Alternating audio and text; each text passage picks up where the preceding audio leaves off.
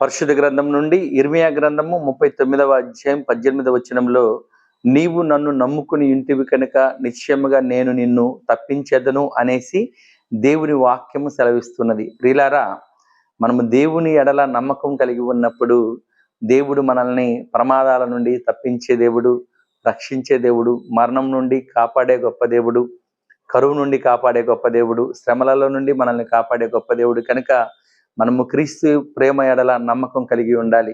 క్రీస్తు ఎడల మనము నమ్మకమైన వారిగా ఉండాలి. యేసు ప్రభువారిని మనం నమ్ముకునేటప్పుడు మన జీవితాల్లో గొప్ప మేలులు, అద్భుతాలు, ఆశ్చర్యకార్యాలు చేస్తాడు.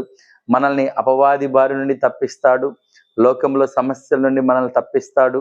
శ్రమల నుండి మనల్ని కాపాడుతాడు.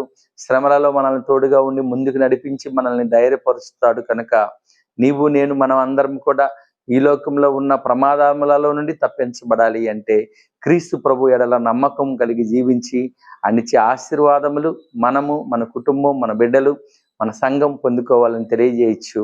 దేవుడి వాక్యమును దీవించును గాక. ఆమేన్.